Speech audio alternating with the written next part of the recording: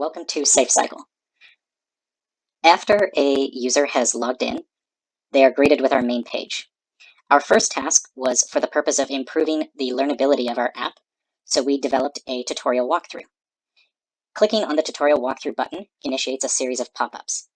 These pop-ups give information relevant to the page that is in the background, displayable, but not something that we can click on to cancel the pop-up. The only way that we can move forward with our walkthrough is to either stop the walkthrough or to continue. For our purpose, we will continue, but at all times, stopping the walkthrough brings us back to the main page. Continuing the walkthrough, we have more pop-ups for the main screen, telling the user what different parts of that page do. And when we get far enough in our walkthrough, we are brought to a new page, but we can still not cancel the walkthrough unless we are clicking on the Stop Walkthrough button. Continuing the walkthrough,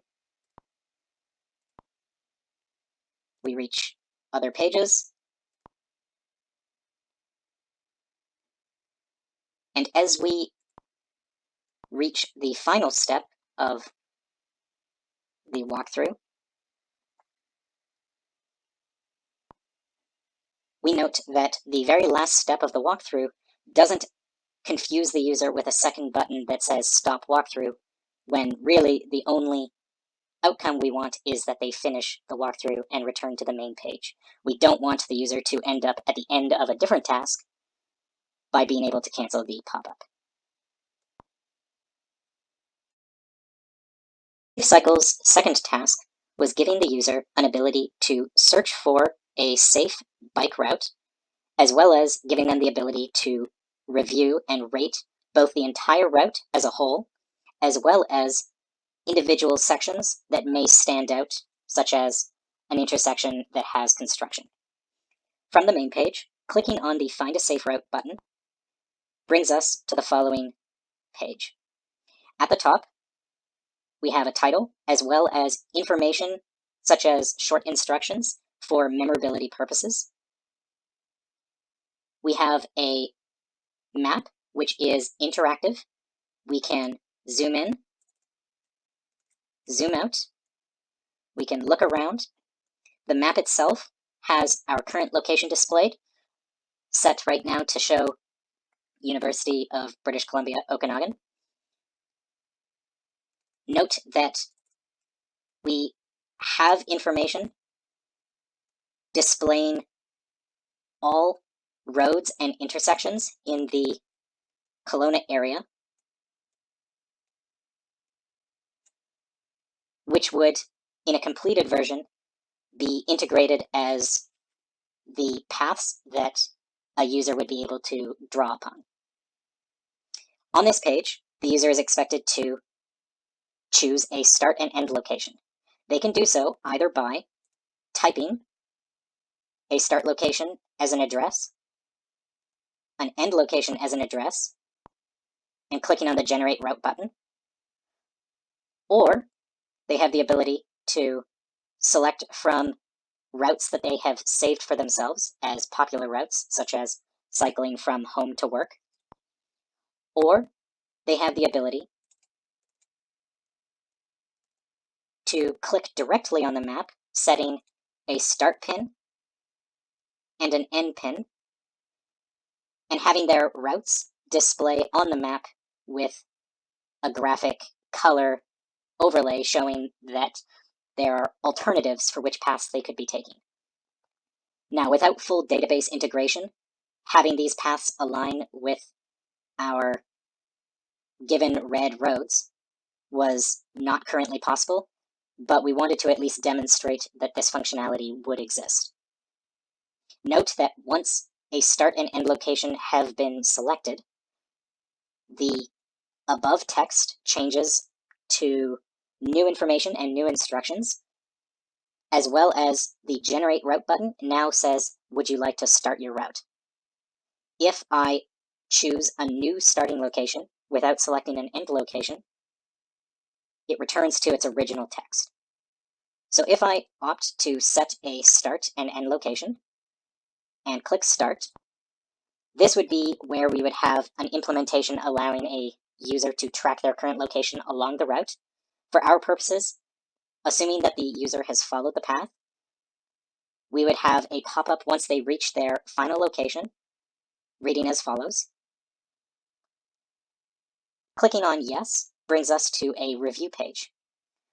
On the review page, we would have the ability to rate the entire route, such as, say, 4 stars out of 5, thinking that the route was reasonably safe. I could save the route for later. In this case, I don't think I will.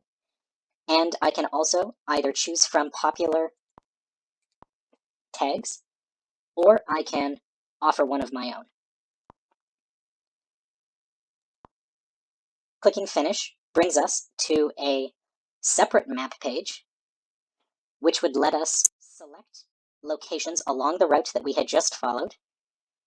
And clicking on such a location would bring up a pop-up that would let us rate that particular location, such as an unsafe blind corner intersection, which I may think is separate from the rest of the route, but on its own, much less safe than the rest. Once that's complete, we consider this task as over, and the Finish button brings us back to the main page.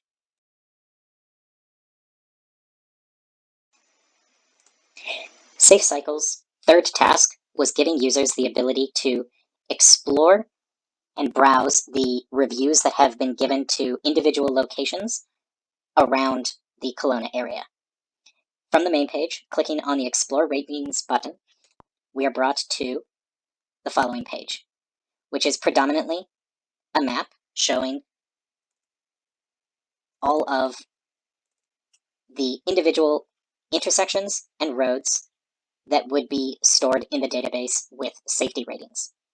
If I were to click on an intersection on this page, I would be greeted with a pop-up that would give information on this location, and I am able to browse around through this area for each location to see how it has been previously rated.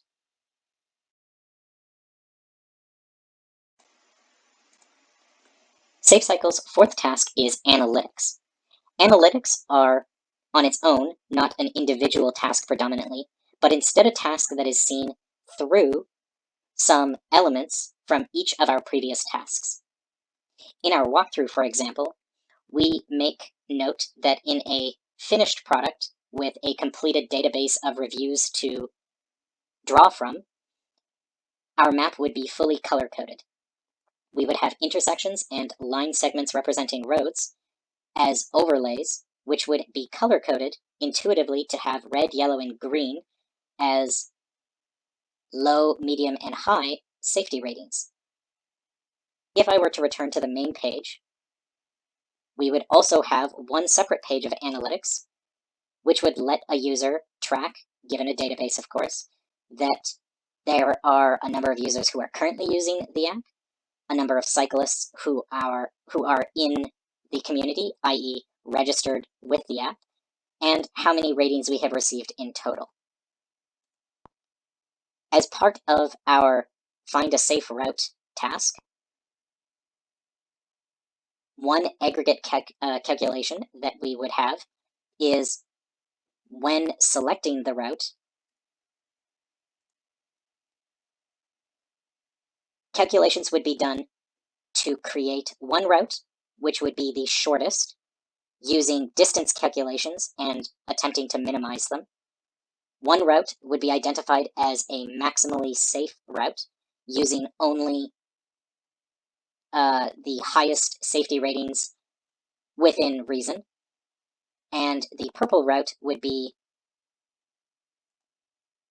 the most popular route, using roads that have been selected frequently by users.